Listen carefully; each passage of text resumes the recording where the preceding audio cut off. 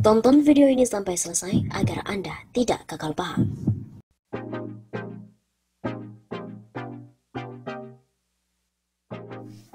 Sobat 651 Sapa, kembali lagi bersama dengan kami untuk mengulas fakta-fakta perpolitikan dan juga informasi terkini di tanah air. Menak Yakut mengedarkan surat yang cukup kontroversial. Apakah isinya? Makin ruwet saja cara mengelola negara.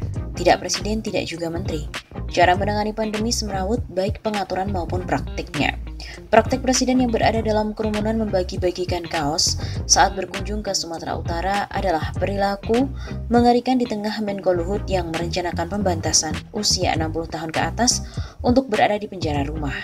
Omikron yang katanya mengganas ditepis dengan kerumunan oleh Bapak Jokowi. Kini muncul lagi surat edaran Menteri Agama yang kontroversial.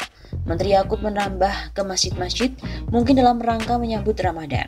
Dari ibadah berjarak 1 meter, ceramah yang hanya 15 menit, khotib atau penceramah bermasker dan face shield, hingga larangan mengedarkan kotak amal. Ditambah himbauan jamaah usia 60 tahun ke atas untuk beribadah di rumah.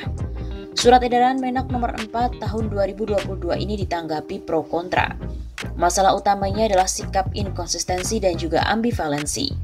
Baru saja perayaan Natal, Tahun Baru, dan juga Imlek yang boleh diadakan secara meriah tanpa pembatasan yang ketat. Justru di saat mendekati bulan Ramadan, pengaturan diperketat. Sementara sang kepala negara sedang berbahagia, berkeliaran, dan beryuforia bersama kerumunannya. Umat Islam ini rasanya terus diacak-acak perasaan keagamaannya, termasuk oleh Menteri Agama yang katanya beragama Islam. Masjid dianggap sebagai tempat horor, penyebar penyakit, dan juga perenggut nyawa. Mendekat kepada Tuhan harus berjarak dengan menjauhkan kotak amal.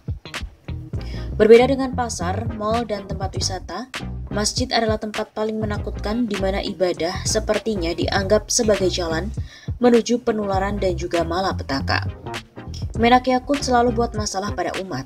Sejak afirmasi Syiah dan Ahmadiyah, kurikulum moderasi Hari Nauruz 178 EB, Kemenak untuk NU, hingga kini soal jarak 1 meter dan mengharamkan kotak amal.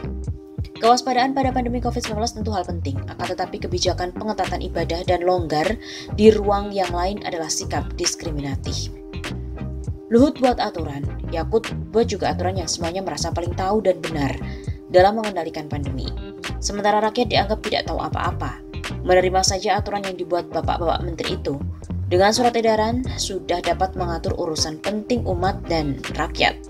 Apakah surat edaran memiliki kekuatan hukum mengikat layaknya sebuah undang-undang? Tidak penting. Yang penting urusan COVID jika menyangkut rakyat tergantung maunya Luhut. Dan jika urusan umat agama bagaimana maunya Yakut. Rasanya negara ini dikuasai oleh Luhut wa Yakut. Nah, selamat semau-maunya Pak, kami hanya rakyat. Seperti diketahui, sebelumnya lonjakan COVID-19 membuat pemerintah kembali memberlakukan pembatasan di tempat-tempat ibadah. Menteri Agama Yakut Holil Qomas atau Gus Yakut mengaturnya dalam surat edaran, yaitu SE nomor 4 tahun 2022 tentang pelaksanaan kegiatan peribadatan atau keagamaan di tempat ibadah pada masa PPKM level 3, level 2, dan level 1 COVID-19. Optimalisasi posko penanganan COVID-19 di tingkat desa dan kelurahan, serta penerapan protokol kesehatan 5M. Di antara yang diatur adalah pembatasan jumlah jamaah oleh pengelola tempat ibadah yaitu maksimal 75 orang untuk PPKM level 1 dan 2 dan 50% untuk PPKM level 3. Kemudian pemberlakuan jaga jarak seperti saat terjadi ledakan varian Delta yaitu maksimal 1 meter antar jamaah. Pengelola mengatur jarak antar jemaah paling dekat 1 meter dengan memberikan tanda khusus pada lantai, halaman, ataupun kursi. Isi surat edaran Menak dikutip pada hari Minggu 6 Februari. Ketentuan lain adalah membatasi ceramah maksimal 15 menit saja. Khotib penceramah pendeta, pastur pandita, padanda, atau rohaniawan menyampaikan khotbah dengan durasi paling lama 15 menit.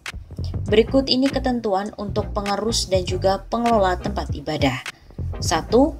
Menyediakan petugas untuk menginformasikan serta mengawasi pelaksanaan protokol kesehatan. 2. Melakukan pemeriksaan suhu tubuh untuk setiap jemaah menggunakan alat pengukur suhu tubuh atau termogan. Ketiga, menyediakan hand sanitizer dan sarana mencuci tangan menggunakan sabun dengan air mengalir. Keempat, menyediakan cadangan masker medis. Kelima, melarang jamaah dengan kondisi tidak sehat mengikuti pelaksanaan kegiatan peribadatan. Keenam, mengatur jarak antar jamaah paling dekat 1 meter dengan memberikan tanda khusus pada lantai, halaman, ataupun kursi. Ketujuh, tidak menjalankan atau mengedarkan kotak amal, infak, kantong kolekte atau dana punia ke jamaah. Kedelapan, memastikan tidak ada kerumunan sebelum dan setelah pelaksanaan kegiatan peribadatan atau keagamaan dengan mengatur akses keluar dan masuk jamaah. Kesembilan, melakukan disinfeksi ruangan pelaksanaan kegiatan ibadat dan juga keagamaan secara rutin. Kemudian ke-10, memastikan tempat ibadah memiliki ventilasi udara yang baik dan sinar matahari dapat masuk serta apabila menggunakan AC atau air conditioner, wajib dibersihkan secara berkala. Kemudian yang ke-11, melaksanakan kegiatan peribadatan atau keagamaan paling lama 1 jam. Dan ke-12, memastikan pelaksanaan khutbah, ceramah atau tosyah wajib memenuhi ketentuan. Poin A, khotib, penceramah, pendeta, pastur, pandita, pedanda atau rohaniawan memakai masker atau pelindung wajah face shield dengan baik dan benar. Poin B, khotib, penceramah, pendeta, pastur, pandita, pedanda menyampaikan khotbah dengan durasi paling lama 15 menit. Dan poin C, khotib, penceramah, pendeta, pastur, pandita, pedanda atau rohaniawan mengingatkan jamaah untuk selalu menjaga kesehatan dan mematuhi protokol kesehatan. Poin D, pengurus dan pengelola tempat ibadah menyiapkan, mensosialisasikan dan mensimulasikan penggunaan aplikasi Peduli Lindungi. Jamaah yaitu yang pertama, menggunakan masker dengan baik dan benar, menjaga kebersihan tangan, menjaga jarak dengan jamaah lain paling dekat 1 meter, kemudian dalam kondisi sehat, suhu badan di bawah 37 derajat Celcius, kemudian tidak sedang menjalani isolasi mandiri, membawa perlengkapan peribadatan atau keagamaan masing-masing, menghindari kontak fisik atau bersalaman, kemudian tidak baru kembali dari perjalanan dari luar daerah, dan yang terakhir, di mana yang berusia 60 tahun ke atas dan juga ibu hamil ataupun menyusui disarankan untuk beribadah di rumah saja.